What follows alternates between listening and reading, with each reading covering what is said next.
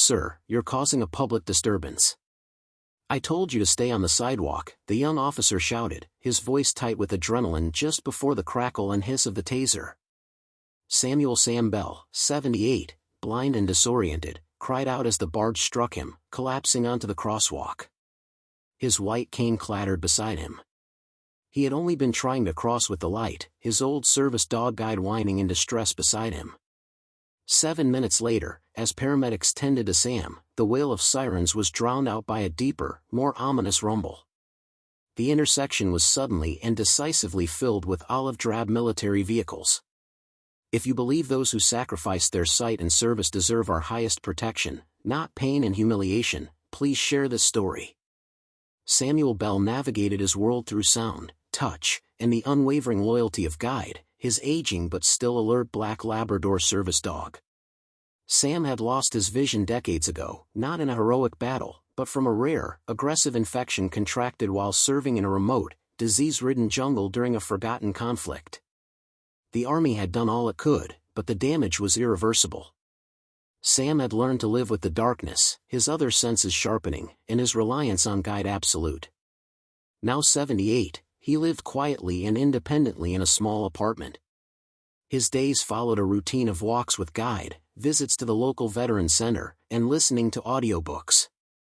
He was fiercely proud, rarely asking for help, managing his disability with stoicism shaped by years of military discipline and personal resilience.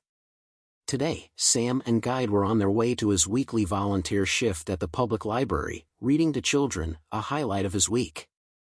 They approached the busy intersection of Elm and 3rd, a notoriously tricky crossing even for the sighted, due to fast-turning traffic and short pedestrian signals. Sam waited patiently for the audible crossing signal, Guide sitting calmly at his side. When the chirping sound indicated it was safe to cross, Sam gave Guide the command, "Forward." They stepped into the crosswalk, Sam tapping his white cane rhythmically, Guide leading him with practiced confidence. Officer Miller and Officer Davis, 2 young patrol cops barely a year out of the academy, were parked just around the corner, finishing their coffee break. They were bored, restless, perhaps looking for some excitement to break the monotony of their shift. They noticed Sam and Guide about halfway across the intersection. The pedestrian signal was already flashing "Don't walk," with audible clicks counting down rapidly. Cars began inching forward, impatient for the light to change. "Look at this old guy," Miller smirked at Davis. "Taking his sweet time, going to cause an accident. Probably drunk or on something," Davis added, quick to judge. Neither officer noticed the white cane, the service dog vest, or the audible pedestrian signal that had been active moments earlier. They saw only an old man moving slowly, an obstacle to traffic, a potential problem. Miller hit the siren briefly, then used the cruiser's PA system. "Hey, you in the crosswalk, move it. Lights are changing." Startled by the sudden loud noise from an unexpected direction, Sam faltered, unable to locate the voice. Guide stopped nervously, looking around. "I said move it." Miller boomed again. "Are you deaf and blind?" Cars honked impatiently. Sam, confused and anxious, tried to urge Guide forward, but the dog hesitated, sensing danger. Sam tapped his cane more rapidly, trying to regain orientation. His heart raced, he was directly in the path of oncoming traffic as the light turned green. "He's not complying," Davis said, reaching for his radio to call it in as a pedestrian obstructing traffic. Miller, fueled by adrenaline and a misplaced sense of authority, made a split-second disastrous decision. He jumped out of the cruiser, drawing his taser. "Sir, stop resisting. Stay on the sidewalk, I warned you," he yelled, even though Sam was clearly disoriented in the middle of the street, not resisting. Sam heard the shouting, felt the vibrations of approaching cars, and Guide's panicked pull on his harness as the dog tried to move him out of danger. His carefully constructed world of sound and routine shattered under the aggressive commands. "I'm trying. I'm blind." Sam managed to call out, his voice thin with fear, but Miller advanced, taser aimed. "Last chance. Get out of the road." Before Sam could react or anyone intervene, Miller fired. The taser barge struck Sam's back. He cried out, a sharp involuntary sound of agony as 50,000 volts coursed through his frail body. His legs buckled, and he collapsed onto the asphalt, his white cane flying from his grasp and skittering under a nearby car. Guide, though terrified, stayed by his side, barking frantically and nudging Sam's face, trying to rouse him. Officer Davis rushed forward, not to help Sam, but to secure the resisting suspect, pulling Sam's arms behind his back to handcuff him as he spasmed on the ground. Onlookers gasped, phones recording. A woman screamed, "He's blind, you idiots. He has a service dog. What are you doing?" Paramedics and police supervisor Sergeant Kelly arrived minutes later, summoned by bystanders and Davis's earlier call about an obstructing pedestrian. Kelly, an experienced officer, took one look at the scene: the elderly man on the ground, the taser wires, the distressed service dog, the horrified crowd, and her face hardened. She immediately ordered the handcuffs removed and began administering first aid while calling for an ambulance. "What in God's name happened here, Miller?" she demanded, voice icy. Miller, looking less confident, stammered about noncompliance and public safety. Davis looked pale and shaken as paramedics attended to Sam, who was groggy and in considerable pain. Witnesses were making discreet urgent calls. One was a retired Army colonel who had been nearby, having coffee, and saw the incident unfold. He knew exactly who to call when a veteran, especially a blind one, was mistreated. He dialed a direct line to a liaison at the Regional Joint Military Command, bypassing usual channels. 7 minutes after Sam collapsed, the familiar urban sounds of Elm and 3rd were fundamentally altered. First came a distant, then rapidly approaching, distinctive rumble of heavy diesel engines. Not the high-pitched wail of police cruisers or ambulances, but something deeper, more resonant and powerful.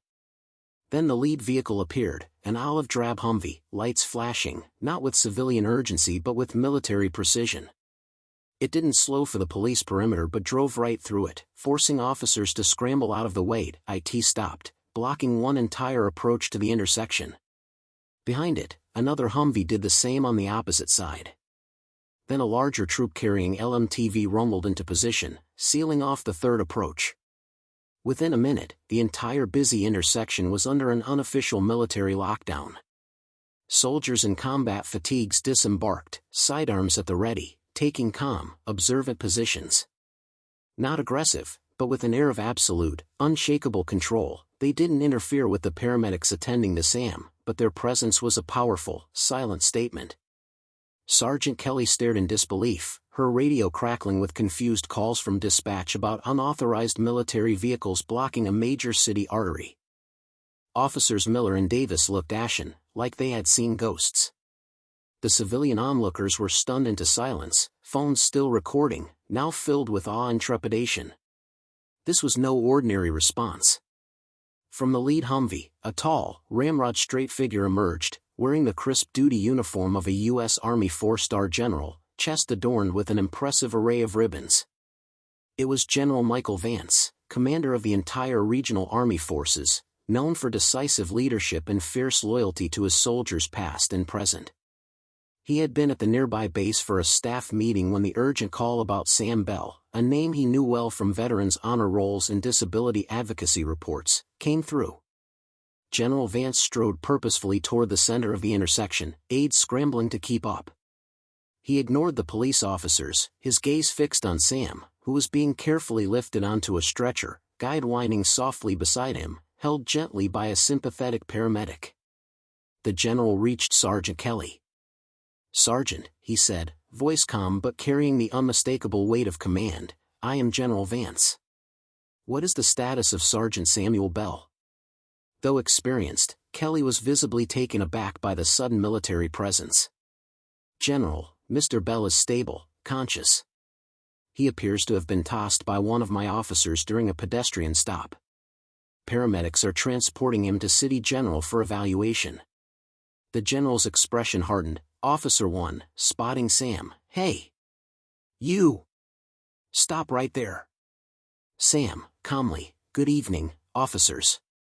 Can I help you?" Officer 1, "What are you doing out here at this hour?" "Show me your ID." Sam, "I'm just waiting for the bus." I'm legally blind, here's my cane. Officer 2, suspicious, what's that? Why are you holding that stick? Are you armed? Sam, it's my white cane, sir. I can't see well. I'm a veteran. Officer 1, tensing up, step back. Hands where I can see them. Sam, I'm not a threat, officers. Please calm down. Officer 2, reaching for taser, if you don't comply, we will use force. Sam, I'm telling you, I'm blind. Please, don't shoot. Suddenly, taser is fired. Sam falls, convulsing briefly, disoriented. Officer 1, he's down. Someone call medics. Officer 2, back up. We need backup. Possible hostile down. Military commander, what's the situation here? Officer 1, suspected hostile. Tased, but unresponsive. Blind veteran, possibly mistaken identity. Military commander, secure the perimeter. Prepare for transport, he's alive but needs immediate evaluation. Transporting to City General Hospital.